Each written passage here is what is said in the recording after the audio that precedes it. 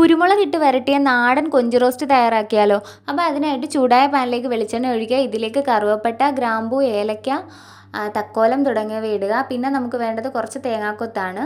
ചതച്ച ഇഞ്ചിയും പച്ചമുളകും നമുക്ക് ചേർത്ത് കൊടുക്കാം. ഇനി ഇതിലേക്ക് വേണ്ടത് വെളുത്തുള്ളി തോലോട് കൂടിയിട്ടുള്ളതാണ്. അതും കൂടി ഇട്ട് കുറച്ച് കറിവേപ്പിലയും കൂടി ഇട്ട് നമുക്കൊന്ന് മിക്സ് ചെയ്തെടുക്കാം.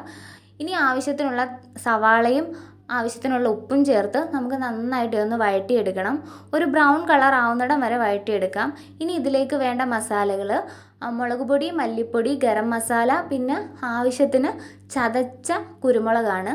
കൊഞ്ചും കൂടി ചേർത്തിട്ട് നമുക്ക് നന്നായിട്ട് അടച്ചു വെച്ചൊന്ന് വേവിച്ചെടുക്കണം. ഒരു 10 മിനിറ്റൊക്കെ കഴിയുമ്പോഴത്തേക്കും തന്നെ കൊഞ്ചിൽ നിന്ന് വെള്ളമൊക്കെ ഇറങ്ങിയിട്ട് നമ്മുടെ കൊഞ്ചൊന്ന് സെറ്റായി വരും. ഇനി നമുക്ക് അടപ്പൊക്കെ തുറന്ന് വെച്ചിട്ട് നമുക്ക് ഇതൊന്ന് വെള്ളമൊക്കെ വറ്റിച്ച് നന്നായിട്ടൊന്ന് റോസ്റ്റ് ചെയ്തെടുക്കാം. വളരെ ടേസ്റ്റി ആയിട്ടുള്ള ഒരു ഡിഷാണിത്. എല്ലാവരും ട്രൈ ചെയ്ത് നോക്കണേ.